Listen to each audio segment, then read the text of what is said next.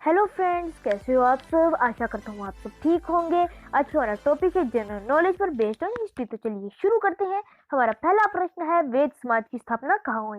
वेद समाज की स्थापना मद्रास में हुई, जो वर्तमान में चेन्नई है। इसकी स्थापना केशव चंद्र सेन ने 1864 ईस्वी में की थी। वेद समाज ब्रह्मो समाज से प्रेरित था। वेद समाज ने जातीय भेदभाव को समाप्त करने और विधवा विवाह तथा महिला शिक्षा को प्रोत्साहन करने के लिए काम किया। उन्होंने रूढ़िवादी हिंदुत्व के अंधविश्वासों और अनुष्ठानों की सख्त निंदा की। चलिए अब हम अगले प्रश्न की ओर बढ़ते हैं। अगला प्रश्न है, विश्व धर्म संसद में स्वामी विवेकानंद का विश्व प्रसिद्ध भाषण कहाँ हुआ। तो ये जो विश्व प्रसिद्ध भाषण था स्वामी विवेकानंद का, ये शिकागो अमेरिका में हुआ। और स्वामी विवेकानंद का जो विश्व प्रसिद्ध भाषण है, ये 11 सितंबर 1893 में हुआ। चलिए अगला प्रश्न, प्रार्थना समाज की स्थापना किसने की। प्रार्थना समाज की स्थापना आत्माराम पांडुरंग ने की थी और ये 1867 ईस्वी में की थी। 1867 ईस्वी में बम्बई में स्थापित प्रार्थना समाज ने जातीय बंधनों को खत्म करने और बाल विवाह के उन्मूलन के लिए प्रयास किया था। चलिए अब हम अगला प्रश्न देखते हैं। हमारा अगला प्रश्न है, आंध्र प्रदेश में जूते बनाने वाले समुदाय को किस नाम से जाना जाता था। तो आंध्र प्रदेश में जूते बनाने वाले समुदाय को मदिगा के नाम से जाना जाता था। और मौजूदा आंध्र प्रदेश में मदिगा एक महत्वपूर्ण अछूत जाति रही है।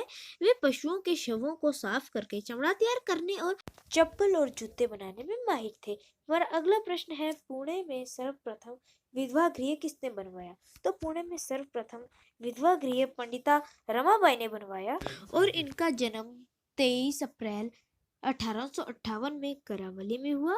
करावली वर्तमान में कर्नाटक में स्थित है। चलिए अगला प्रश्न, मध्य भारत में सतनामी आंदोलन की शुरुआत किसने की। तो मध्य भारत में सतनामी आंदोलन की शुरुआत घासीदास जी ने की थी। गुरु घासीदास बाबा द्वारा समाज में व्यापक कुरीतियों और सामाजिक बुराइयों का विरोध करते हुए उसे समाप्त करने का काम किया गया। उन्होंने सामाजिक बुराइयों से मुक्त सतनाम पंथ की स्थापना की थी। तो चलिए हम अगले प्रश्न की ओर बढ़ते हैं। हमारा अगला प्रश्न है, पूर्वी बंगाल में मतुआ पंथ की स्थापना किसने की। पूर्वी बंगाल में मतुआ पंथ की स्थापना हरिदास ठाकुर जी ने की थी। हरिदास ठाकुर का जन्म 1451 ईस्वी में हुआ था। ये एक महान वैष्णव संत थे। उन्होंने हरे कृष्ण आंदोलन के आरंभिक प्रसार में महत्वपूर्ण भूमिका अदा की थी। तो चलिए हम अगले प्रश्न की ओर बढ़ते हैं। हमारा अगला प्रश्न है, ज्योतिराव फुले का जन्म कब हुआ।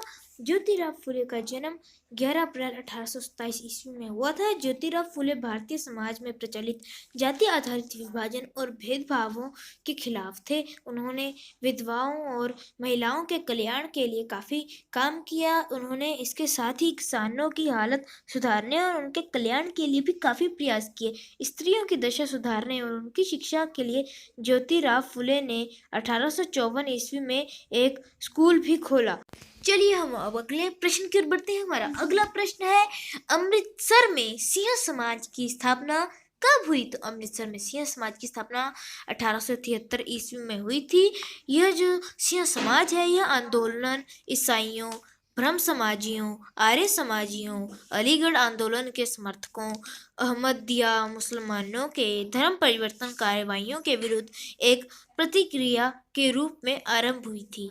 सिखों के सुधारवादी संगठन के रूप में ही सिंह सभा की स्थापना की गई थी। चलिए हम अगले प्रश्न की ओर बढ़ते हैं। हमारा अगला प्रश्न है, संयुक्त राज्य अमेरिका के किस राष्ट्रपति ने दास प्रथा के विरुद्ध संघर्ष किया। संयुक्त राज्य अमेरिका के अब्राहम लिंकन नामक एक जो राष्ट्रपति थे, उन्होंने दास प्रथा के विरुद्ध संघर्ष किया था।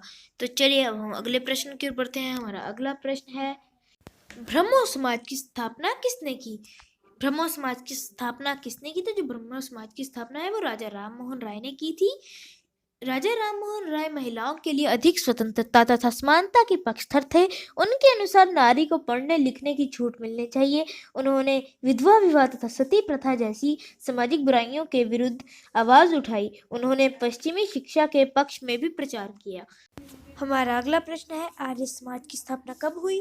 तो जो आर्य समाज है, उसकी स्थापना 10 अप्रैल 1875 ईस्वी में हुई।